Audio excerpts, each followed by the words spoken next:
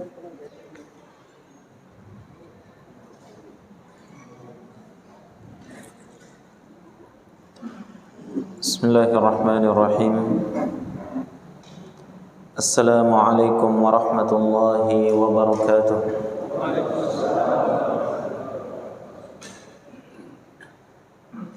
Alhamdulillah. Alhamdulillahilladzi hadana lihada wa ma kunna linahtadiya laula an hadana Allah. Wa ashhadu an la ilaha illallah wahdahu la syarika lah. Wa ashhadu anna Muhammadan abduhu wa rasuluhu la nabiyya ba'dah.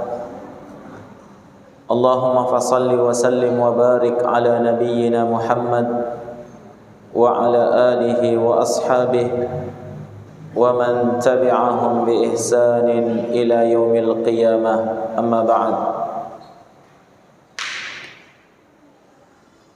Hadirin wal hadirat, bapak-bapak dan ibu sekalian yang dirahmati oleh Allah Subhanahu wa taala. Segala puji bagi Allah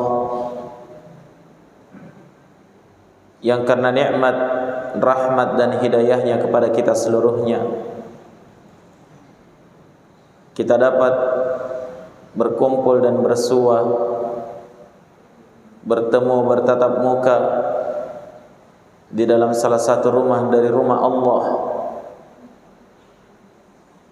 Kita saling ingat mengingatkan di dalamnya, di atas kitabullah dan di atas hadis-hadis Rasulullah Muhammad sallallahu alaihi wa ala alihi wasallam. Semoga Allah Subhanahu wa taala berkenan untuk terus menurunkan rahmatnya kepada kita seluruhnya, menuntun kita kepada jalan yang lurus, dan memberikan kekuatan kepada kita untuk dapat mendengarkan suatu kebenaran dan diberikan kemampuan untuk mengikuti kebenaran tersebut. Hadirin dan hadirat, bapak dan ibu sekalian, jamaah maghrib yang dirahmati oleh Allah Subhanahu wa taala. Sesungguhnya di antara syariat yang sangat besar yang Allah Subhanahu wa taala perintahkan kepada setiap hamba, kepada setiap orang yang beriman, lelaki maupun wanita, setelah membuktikan peribadatannya kepada Allah, maka yang kedua adalah perintah untuk berbuat baik, berbakti kepada kedua orang tua. Di dalam Al-Quran, Allah Subhanahu wa taala menyebutkan hal tersebut. Setelah perintah berbakti kepada Allah dengan ibadah kepada Allah, yang disebutkan berikutnya adalah perintah untuk berbakti kepada kedua orang tua. Sementara tak seorang pun dari kita yang lahir di permukaan bumi ini kecuali memiliki orang tua. Allah Subhanahu wa taala berfirman di dalam Al-Qur'an, "Wa qada rabbuka alla ta'budu illa iyyahu wa bil walidaini ihsana." Dan Tuhanmu telah mewajibkan kepada kalian. Apa kewajiban itu? Alla ta'budu illa iyyah. Jangan sekali-kali kalian beribadah menyembah, tunduk, rukuk dan sujud, berserah diri, illa iya, kecuali hanya kepadanya, kepada Allah sendirinya. Perintah beribadah kepada Allah. Setelah itu disusul apa? Wabil walidaini ihsana, dan hendaklah kalian berbakti, berbuat baik, berbuat ihsan terhadap kedua orang tua kalian.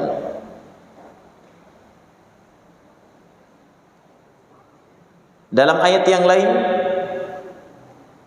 Allah Subhanahu wa taala juga menegaskan,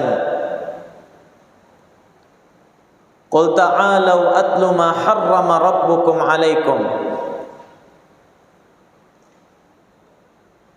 alla tusyriku bihi syai'a wa bil walidaini ihsana. Qul, katakan, ta'alu, mari kemari, saya bacakan kepada kalian apa yang telah diharamkan oleh Tuhan kalian kepada kalian seluruhnya. Yang pertama kata Allah, alla ta'budu illa iya, alla tusyriku bihi syai'a, hendaklah kalian tidak menduakan Allah dalam peribadatan dengan sesuatu apapun. Jangan menyembah kecuali hanya kepada Allah. Disusul wabil walidaini ihsana, dan berbaktilah kepada kedua orang tuamu.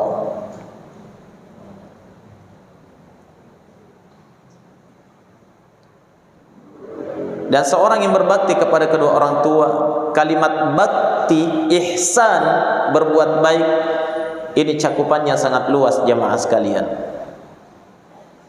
Tercakup di dalamnya bakti dengan ucapan, bakti dengan perbuatan, bakti dengan harta benda, bakti dengan doa, bakti dengan perbuatan baik yang sangat banyak, yang luas sekali ucapan cakupannya.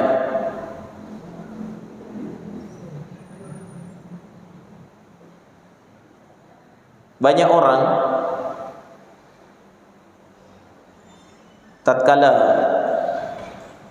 mendengarkan pembahasan kewajiban berbakti kepada kedua orang tua, keutamaan berbakti kepada kedua orang tua, seolah-olah menganggap kalau ini pembahasannya untuk anak SD dan anak TK. Seolah-olah yang wajib berbakti kepada kedua orang tuanya hanya anak-anak, anak yang di bawah umur. Kalau sudah bapak-bapak, tidak perlu lagi berbakti kepada kedua orang tua.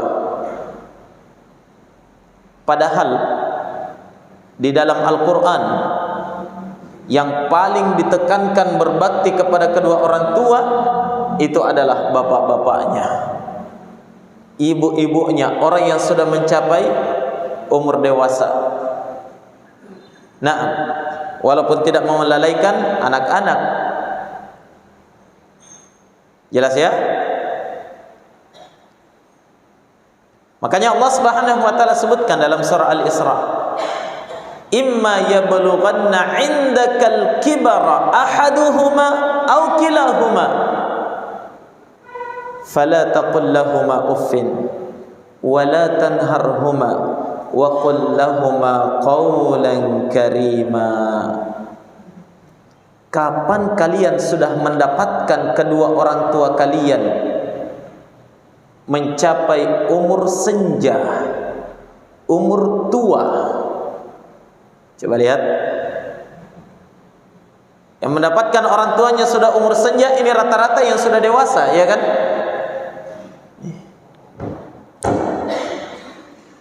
Apa kata Allah? Berbakti kepadanya dengan cara apa? Satu, fala taqul lahumā uffin, jangan katakan kalimat kepada keduanya.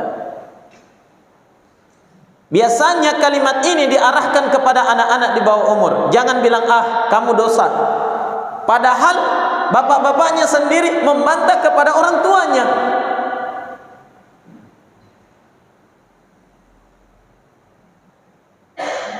Tanpa sadar kita durhaka kepada kedua orang tua dalam usia tatkala kita sudah tua.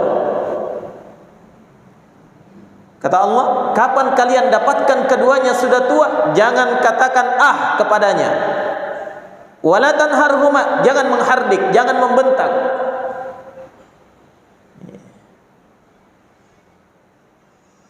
Biasa kalau orang sudah dewasa merasa dirinya tidak apa-apa membantah. Saya kan sudah dewasa, apalagi sudah berkeluarga, apalagi kalau sudah punya pekerjaan, apalagi kalau hartanya lebih banyak dari orang tuanya. Muncul keangkuhan dan kesombongan di dalam hati. Ingat jamaah, apapun dan bagaimanapun kita dalam kehidupan sekarang ini, sebesar apapun keberhasilan yang telah kita capai, itu semua tidak lepas dari jasa dan peranan kedua orang tua terhadap kita. Kita tidak akan menjadi siapa-siapa pada hari ini tanpa jasa dan pengorbanan dari kedua orang tua. Nah, pengorbanan kedua orang tua adalah pengorbanan tanpa batas dan tanpa pamrih. Maka dari itu jamaah sekalian, orang yang paling berjasa dalam kehidupan kita ini setelah Rasulullah sallallahu alaihi wasallam yang menunjukkan kita kepada jalan al-Islam, itu adalah kedua orang tua. Nah, jangan katakan jangan membentak mereka. Wa qul lahuma qawlan karima, dan berucaplah dengan ucapan yang mulia, ucapan yang baik, ucapan yang lemah lembut kepada keduanya. Hadirin dan hadirat jamaah sekalian yang dirahmati oleh Allah Subhanahu wa taala. Oleh karena itu kita tegaskan tadi bahwa kalimat ihsan, bakti ini cakupannya sangat luas. Kita bisa berbakti dengan ucapan, dan sebaliknya seorang anak bisa durhaka dengan ucapan. Kita bisa berbakti dengan perbuatan, sebaliknya pula seorang anak bisa durhaka dengan perbuatannya. Peringatan-peringatan dari Allah dan Rasulnya tentang kedua orang tua tatkala banyak dilalaikan oleh anak cucu Adam, maka akan muncul kerusakan yang sangat besar di suatu daerah. Nah, terkadang hati ini terasa perih, hati ini terasa sedih ketika kita mendengarkan di media-media sosial atau mungkin di media cetak, berita-berita yang mengerikan dari seorang anak. Ada anak yang tega untuk memenjarakan ibunya sendiri, menuntut ayahnya di pengadilan. Ada anak yang menghardik orang tuanya. Ada anak yang memukul orang tuanya. Bahkan ada anak yang tega untuk membunuh orang tuanya sendiri. Ingat jamaah sekalian, sebagian ulama kita menyebutkan bahwa deretan dosa-dosa besar di dalam agama kita itu adalah durhaka kepada kedua orang tua setelah kesyirikan kepada Allah Subhanahu wa taala. Al-Imam Adz-Dzahabi rahimahullah dalam kitabnya Al-Kabair itu menyebutkan deretan dosa-dosa besar di dalam agama ini. Di antara dosa besar yang disebutkan di awal-awal kitab itu adalah uququl walidain, durhaka kepada kedua orang tua. Bersamaan dengan besarnya dosa seorang anak yang durhaka kepada kedua orang tuanya, sebaliknya bagi siapa yang berbakti kepada keduanya dengan cara apapun, maka dia akan mendapatkan keutamaan demi keutamaan yang sangat besar dari Allah Subhanahu wa ta'ala. Amalan besar jangan pernah diremehkan. Syukuri yang masih mendapatkan kedua orang tuanya masih hidup. Ada kesempatan bagi kita untuk meraih surga. Di dalam hadis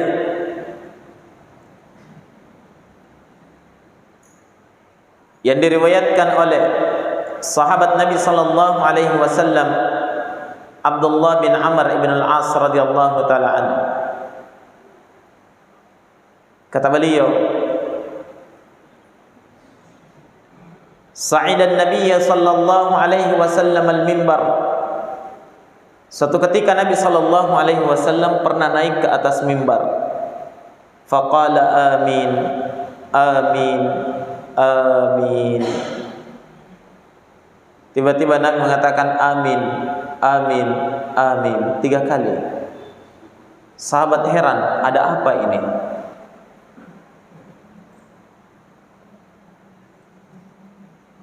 Tatkala Nabi turun dari mimbar, Nabi ditanya, ya Rasulullah, ala ma ammanta?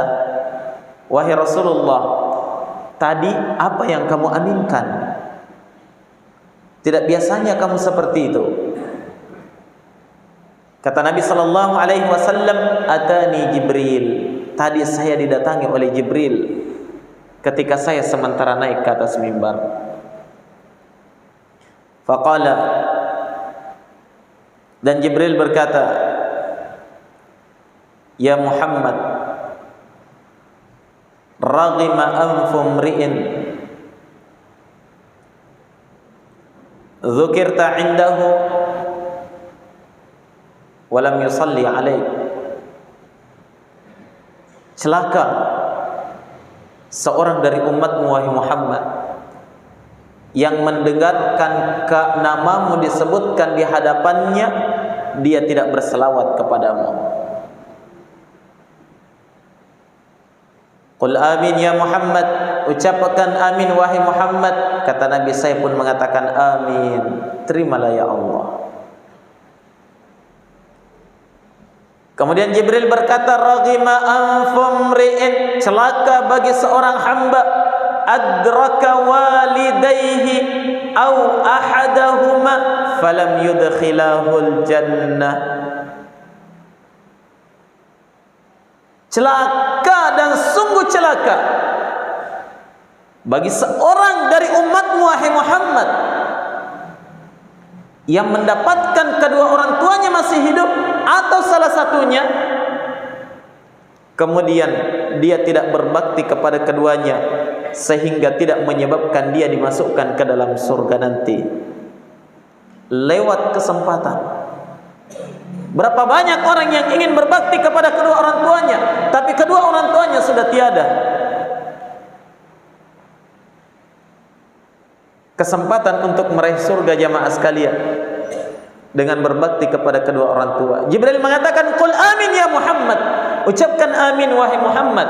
Kata Nabi, faqultu amin, saya pun mengatakan amin, terimalah ya Allah.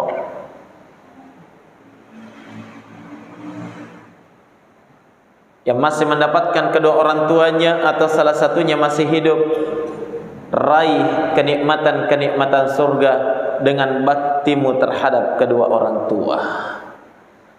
Karena kapan kesempatan itu lewat, maka celaka, sungguh celaka kita, dan penyesalan itu hanya ada di belakang hari.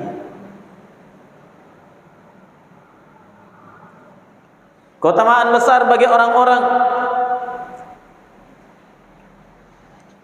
yang senantiasa berbakti kepada kedua orang tuanya, baik dengan ucapan, perbuatan, harta benda, dan apapun yang bisa dia gunakan untuk membahagiakan kedua orang tuanya. Di antara keutamaannya jamaah sekalian, apa yang disebutkan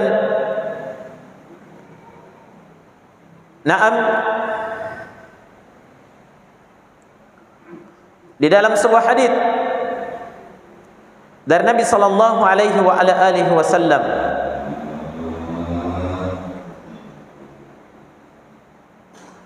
dari seorang sahabat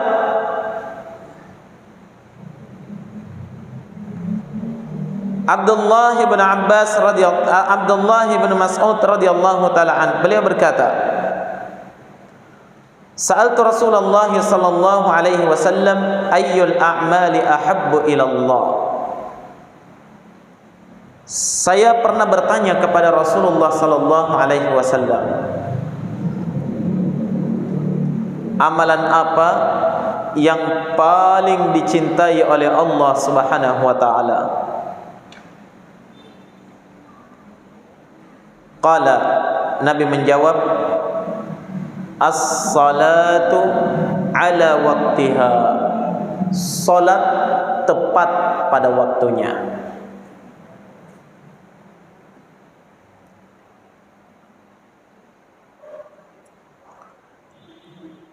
Qultu thumma ayyun,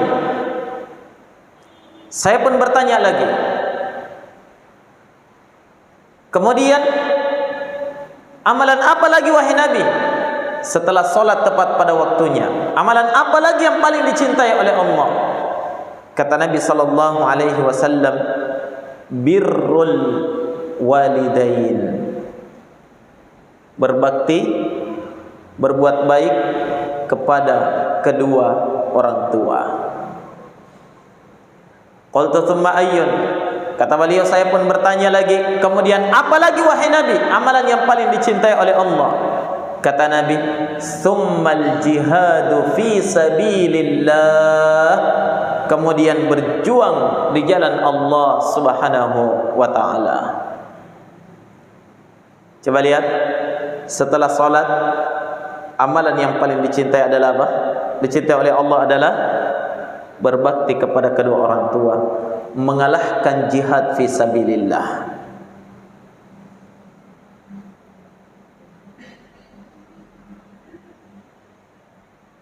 Padahal jihad fi sabilillah, ya, kalau memang tiba waktunya, ya, yang penting jangan jihad sendiri. Orang dalam kondisi tenang, aman, tentram, tiba-tiba dia yang ledakkan bom sendiri. Itu namanya jihad sendiri.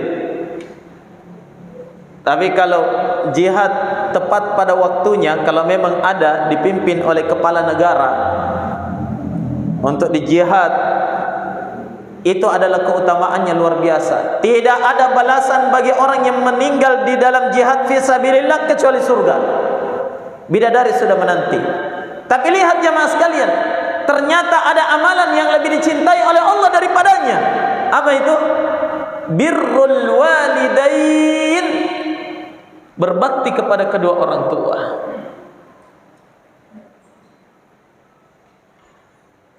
Berapa banyak orang yang melalaikan kesempatan ini jamaah sekalian? Amalan yang paling afdal, amalan yang paling dicintai oleh Allah Subhanahu wa taala setelah salat, berbakti kepada kedua orang tua. Jangan pernah berkeluh kesah di saat tatkala kita harus merawat kedua orang tua yang sudah menjadi lemah dan tua. Karena ingat, di saat tatkala kita masih kecil, masih bayi, kedua orang tua kita sekalipun tidak pernah berkeluh kesah di dalam merawat kita. Miris, sungguh miris, sayang, sungguh sayang seorang anak yang mendapatkan orang tuanya sudah tua renta, apalagi sudah pikun, tiba-tiba dia masukkan ke panti jompo. Kenapa? Hanya dengan alasan sibuk, tidak sempat untuk mengurus. Telah terlewatkan daripadanya satu keutamaan besar. Padahal ketika dia masih bayi dulu, orang tuanya tidak pernah memasukkan dia ke dalam panti bayi. Dengan sabar kedua orang tua merawat dia, menyapi dia, menyuapi dia.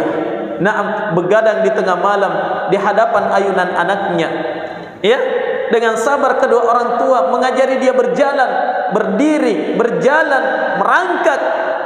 Dengan sabar kedua orang tua merawat dia tatkala dia sakit, tapi giliran kedua orang tuanya sudah tua renta, butuh.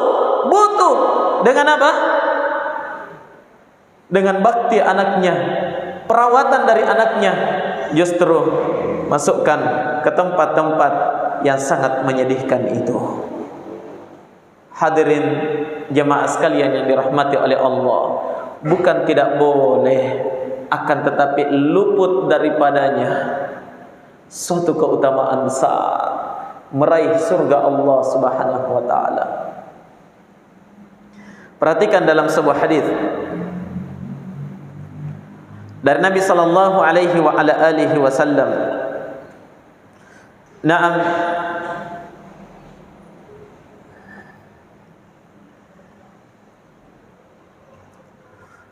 tatkala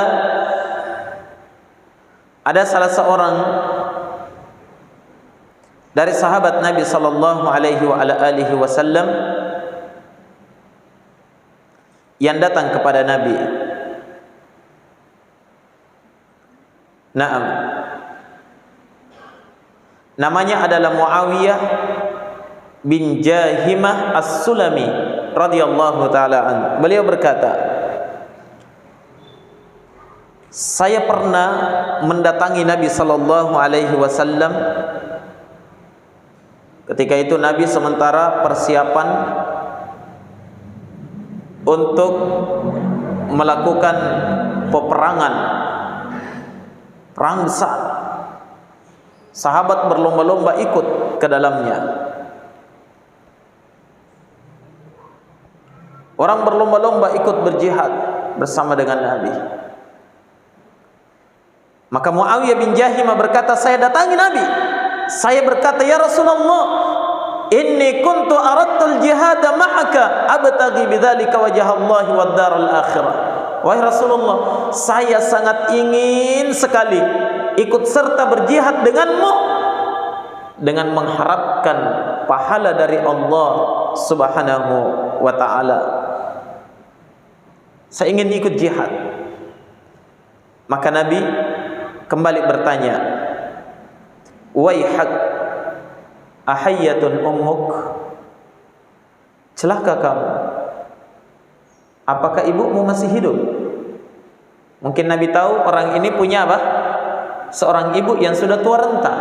Kenapa mau ikut jihad? Apakah ibumu sudah masih hidup? Qultu na'am. Saya menjawab, iya wahai Nabi. Qala irji' fabarraha. Kembali ke rumah, berbakti kepada ibumu.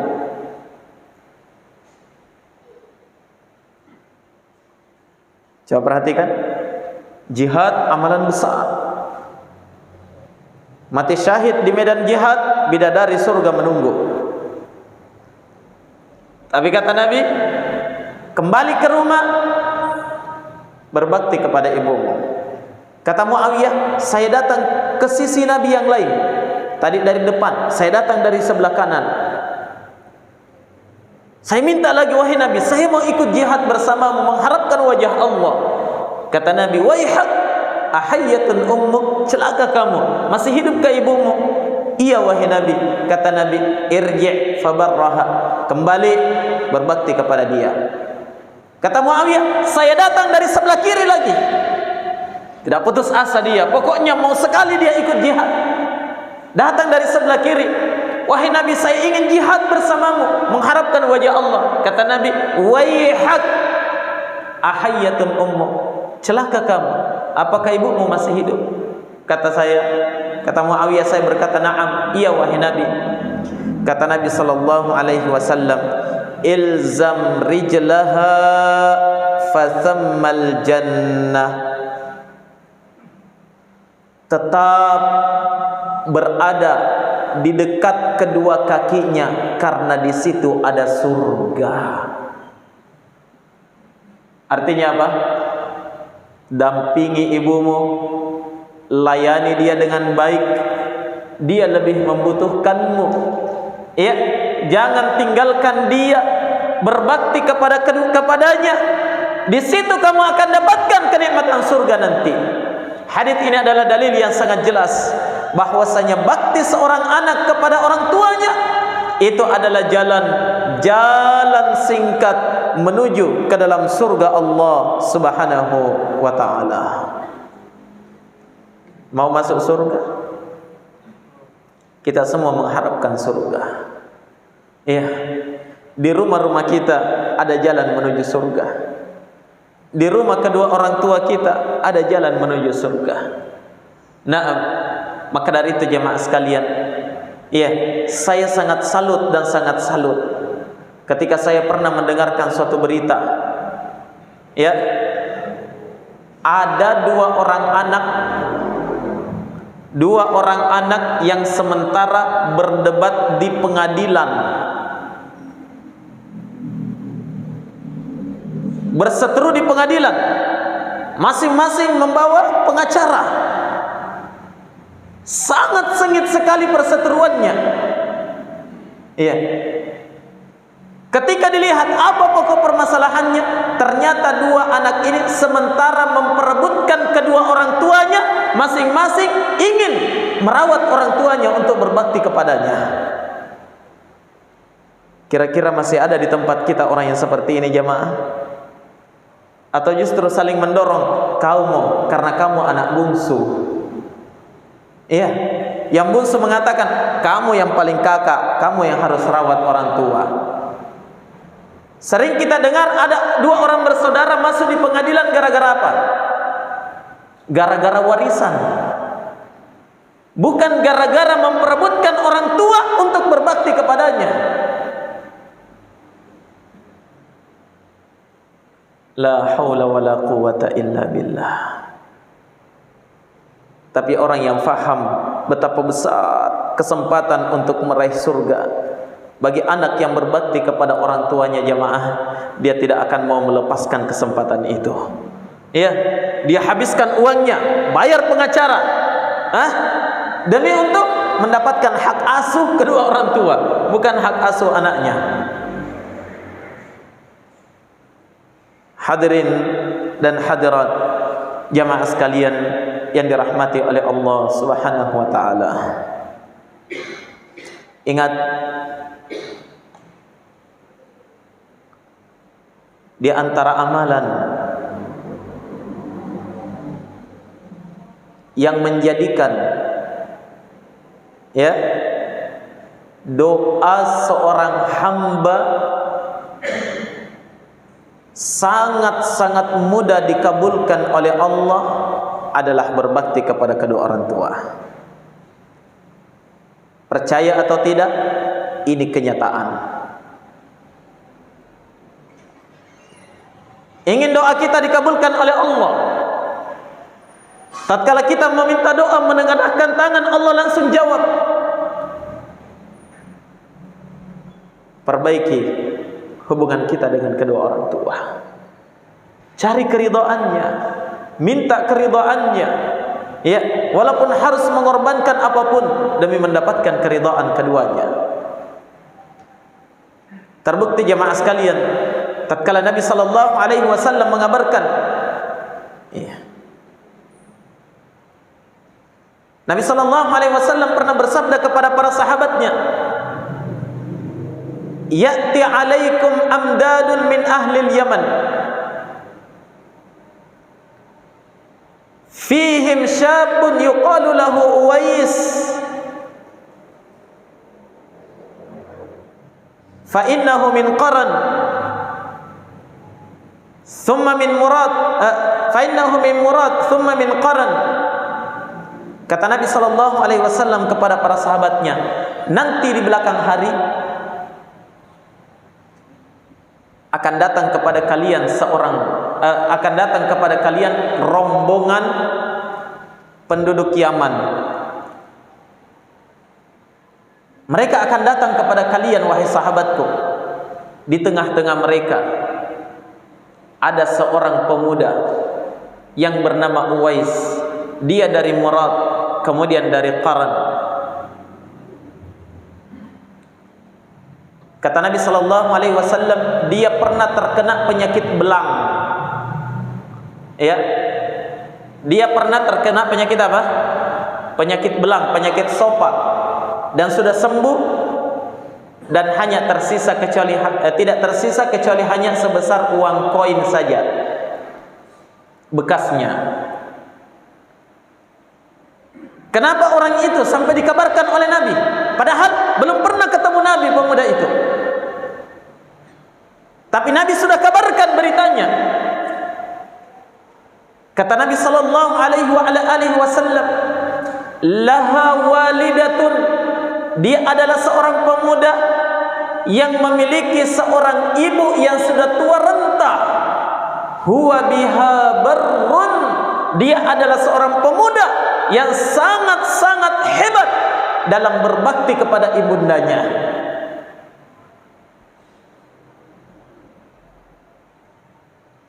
Sampai dikabarkan oleh Nabi melalui wahyu, ya. Ketika itu belum ada telepon, apalagi WhatsApp, ya. Dia dari Yaman, Nabi ada di Madinah. Jelas? Yang menyampaikan wahyu itu adalah Allah Subhanahu wa taala. Jibril alaihi salatu wassalam dari Allah menyampaikan kabar ini. Ada seorang pemuda di Yaman bernama Uwais. Naam. Dia punya ibu yang sudah tua renta. Dia sangat berbakti kepada ibunya. Jelas, ya? Ya. Kata para ulama, di antara bentuk bakti Uwais Al-Qarni kepada ibunya, Uwais di Yaman sudah menerima Islam. Dan setiap orang yang menerima Islam di masa itu pasti merindukan untuk berjumpa dengan Nabi. Ya. Pasti dia usahakan dengan segala cara untuk bisa berjumpa dengan Nabi. Tapi Uwais tidak pergi berjumpa dengan Nabi di Madinah. Gara-gara apa? Dia punya seorang ibu tua renta, tidak ada yang mengurusnya ketika dia tinggalkan ke Madinah. Dia tinggal bersama ibunya. Dia tahan rasa rindunya untuk berjumpa dengan Nabi.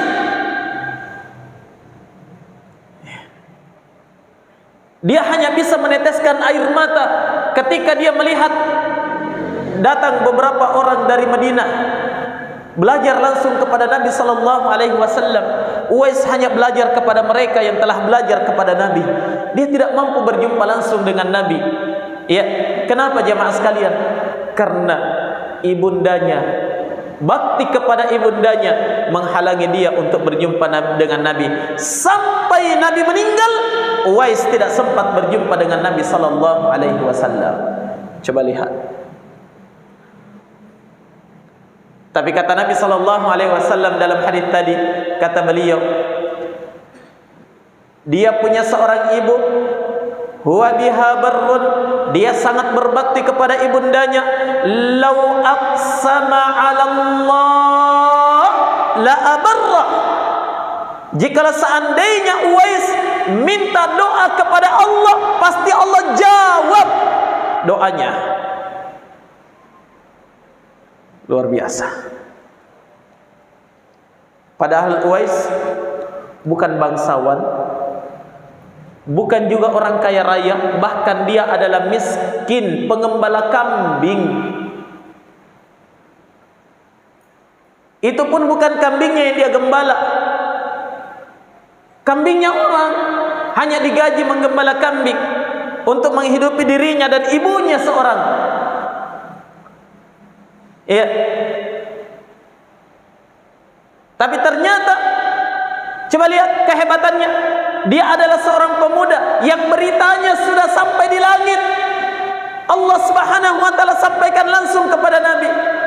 Dan dia adalah seorang pemuda yang pasti dijawab doanya oleh Allah jika dia berdoa kepada Allah. Kata Nabi sallallahu alaihi wasallam, jika kalian wahai para sahabat berjumpa dengannya dan kalian bisa meminta agar dia memohonkan istighfar, mohonkan ampun kepada kalian, faf'alu, lakukan. Sampai-sampai Umar bin Al-Khattab radhiyallahu taala anhu, ya, setiap kali di zaman pemerintahan beliau, Setiap kali ada rombongan dari Yaman selalu bertanya, afikum Uwais? Di antara kalian ada seorang pemuda namanya Uwais? Tidak ada. Terus beberapa tahun, sampai suatu ketika Uwais karena ibunya sudah meninggal, maka Uwais ikut rombongan untuk melaksanakan ibadah haji. Disitulah dia berjumpa dengan Umar ibn al-Khattab radhiyallahu taala anhu. Umar pun segera minta agar dimohonkan ampun kepada Allah. Coba lihat, Umar bin Khattab minta dimohonkan ampun kepada Allah Subhanahu wa taala karena kehebatan doa Uwais Al-Qarni. Ya. Kemudian Uwais Al-Qarni berangkat ke Basra. Tinggal di sana sebagai rakyat biasa. Tapi tersebar berita bahwa dia ini orang yang dikabulkan doanya. Orang di Basra ramai-ramai datang ke rumahnya minta didoakan. Apa yang dilakukan? Seandainya kita pasti ada micelengan di depan rumah. Ya. Tapi Uwais Al-Qarni, Masya Allah, beliau tinggalkan rumahnya dan tidak tahu pergi kemana dia. Karena tidak ingin dikenal oleh manusia. Tidak mau viral. Hadirin dan hadirat jamaah sekalian yang dirahmati oleh Allah Subhanahu wa taala. Betapa seorang hamba yang berbakti kepada kedua orang tuanya itu memiliki keutamaan demi keutamaan yang sangat banyak jamaah sekalian. Di dalam hadis Abu Darda radhiyallahu taala anhu,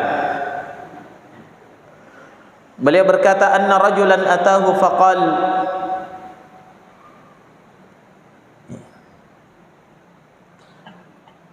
Abu Darda berkata, ada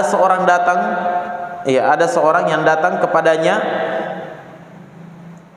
ya, meminta fatwa bagaimana ini. Dia bermasalah dengan ibunya bermasalah dengan istrinya. Ya, bagaimana caranya ini? Kata Abu Darda, sungguh saya mendengarkan Nabi sallallahu alaihi wasallam bersabda, al-walidu awsatu abwabil jannah. Seorang orang tua itu adalah jalan untuk mendapatkan pertengahan pintu dari pintu-pintu surga, atau pintu pertengahan dari pintu-pintu surga. Coba lihat semua keutamaan ini jamaah sekalian, balasannya adalah surga. Kesempatan meraih surga tatkala seorang hamba itu beribadah kepada Allah dengan berbakti kepada kedua orang tua. Hadirin dan hadirat jamaah sekalian yang dirahmati oleh Allah Subhanahu wa taala, jangan pernah bergampangan dalam menyakiti kedua orang tua, baik dengan ucapan atau dengan perbuatan. Karena ingat, kedua orang tua mereka di antara manusia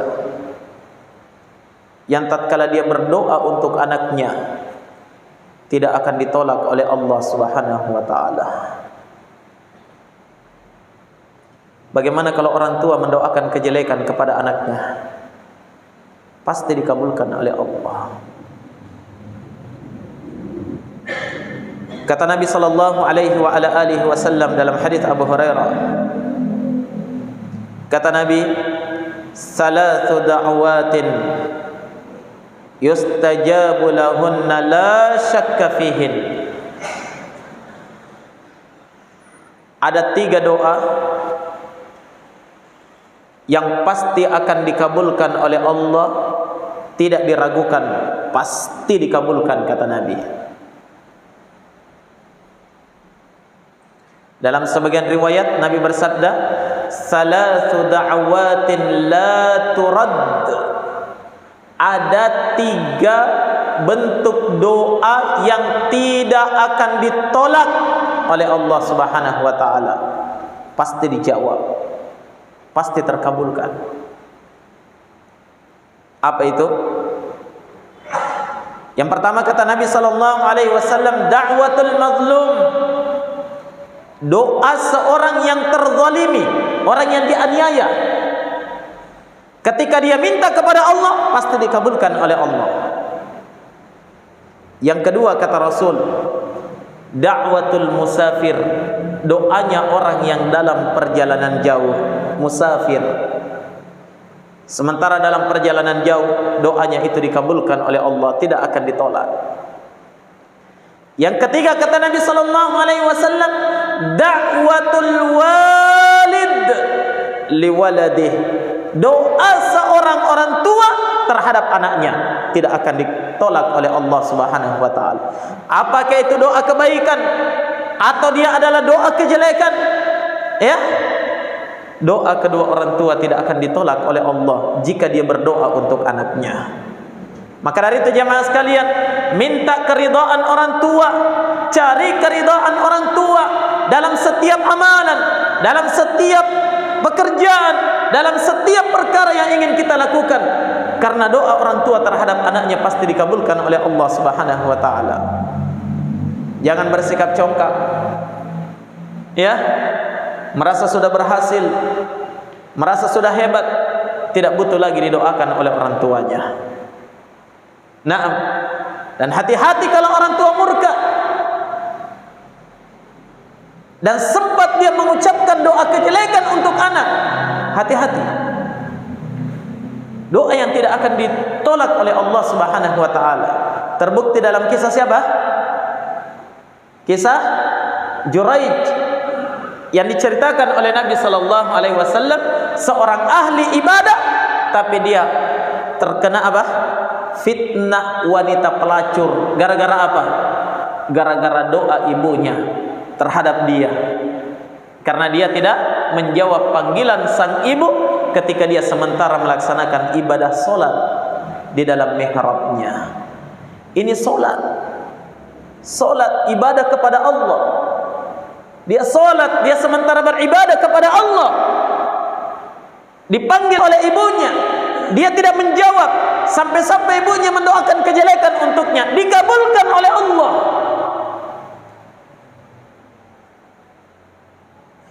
Difitnah oleh seorang wanita pelacur. Kisahnya masyhur ya. Kisahnya sangat masyhur. Maka dari itu hati-hati dari doa seorang orang tua, karena itu membahayakan terhadap anaknya jika itu adalah doa kejelekan. Dan ini sekaligus peringatan terhadap orang tua yang punya anak. Jangan sembarang doakan untuk anak kita. Jangan sampai itu benar-benar dikabulkan oleh Allah, karena doa orang tua terhadap anaknya tidak akan ditolak oleh Allah Subhanahu wa taala. Jelas ya? Baik, hadirin dan hadirat jamaah sekalian yang dirahmati oleh Allah Subhanahu wa taala. Masih terlalu banyak keutamaan-keutamaan yang Nabi sallallahu alaihi wasallam sebutkan dari anak yang berbakti kepada kedua orang tuanya. Tapi semoga apa yang telah kita sebutkan ini memberikan motivasi kepada kita dan menyadarkan kelalaian kita terhadap kedua orang tua. Mari kita saling mengingatkan.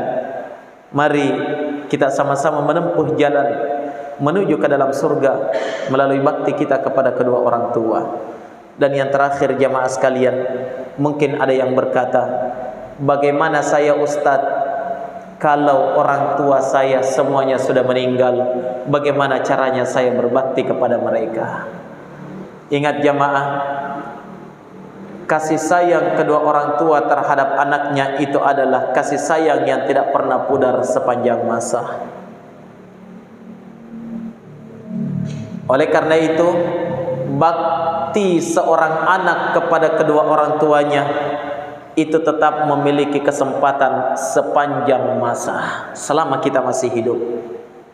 Orang tua sudah meninggal di dalam kubur, ya, anak masih bisa berbakti, bahkan dituntut untuk berbakti kepada keduanya. Caranya gimana? doa. Bukankah kita masih menghafalkan hadits Nabi sallallahu alaihi wasallam tatkala Nabi bersabda, "Idza matal insanu inqata'a amaluhu illa min salatin." Apabila seorang insan meninggal, putus semua amalannya, putus salatnya, putus sedekahnya, putus apa? Puasanya, putus ibadah hajinya, tidak ada lagi yang bisa dia lakukan. Betul? Kecuali 3. Di antaranya adalah waladin salihin yad'ulah, anak solih yang senantiasa mendoakan kedua orang tuanya. Ya, doakan mereka. Orang tua kita di alam sana tidak lagi menunggu uluran tangan kita untuk memberikan bunga. Itu tidak dibutuhkan lagi oleh mereka. Siraman air tidak lagi dibutuhkan oleh mereka. Yang paling dibutuhkan oleh orang tua kita adalah apa?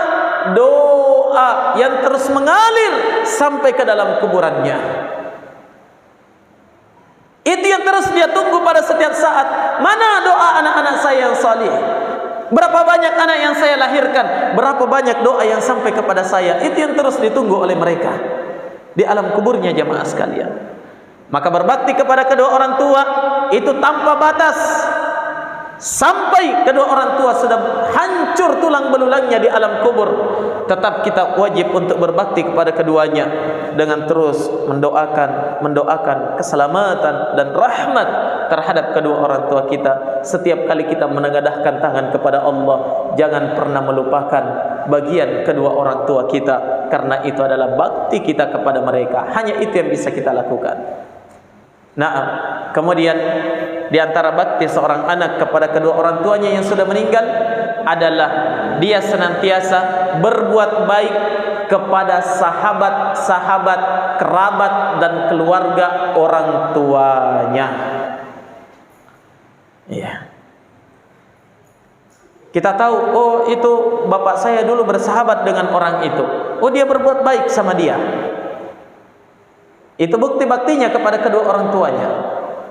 Nah, maka dari itu Abdullah bin Umar Ibn al-Khattab radhiyallahu taala an, suatu ketika beliau keluar dari kota Madinah, ya, bersama dengan rombongan beliau. Tiba-tiba dia dapatkan ada seorang Arab Badui, Arab pedalaman, orang kampung. Abdullah bin Umar panggil. Kemudian dia pacu keledainya ke orang itu. Apa yang dilakukan oleh Ibnu Umar? Dia lepaskan selendangnya yang mahal, dia kasih ke orang itu. Turun dari keledainya, dikasih ke orang itu karena dia hanya berjalan kaki. Ya, silahkan diambil, silahkan berjalan. Semoga Allah Subhanahu wa taala memberikan kepadamu keselamatan. Coba lihat, kawan-kawannya Ibnu Umar heran, ada apa ini? Hah? Kenapa kamu berikan? Kenapa lakukan seperti itu? Padahal dia orang Badui, orang kampung. Kata Abdullah bin Umar radhiyallahu taala an, sungguh saya mengetahui, saya tahu persis bahwa orang itu adalah sahabat ayahku Umar bin Khattab di masa beliau hidup. Dan saya berbakti kepadanya dengan cara tersebut. Nah, itu diantara bakti seorang anak kepada kedua orang tua yang sudah berada di liang lahat. Hadirin dan hadirat jamaah sekalian yang dirahmati oleh Allah, waktu membatasi kita, mudah-mudahan ada manfaatnya bagi kita seluruhnya, dan semoga Allah Subhanahu wa taala menjadikan kita sebagai orang-orang yang diberikan kemampuan dan kekuatan untuk terus berbakti kepada kedua orang tua kita, dan semoga Allah Subhanahu wa taala menjauhkan kita dari sifat-sifat, ciri-ciri anak-anak yang durhaka terhadap kedua orang tuanya. Innahu huwal waliyyu dzalika wal qadiru alaih. Subhanakallahumma wa bihamdik asyhadu an la ilaha illa anta astaghfiruka wa atubu ilaik. Wa akhiru da'wana anil hamdulillahi rabbil alamin. Wassalamu alaikum warahmatullahi wabarakatuh.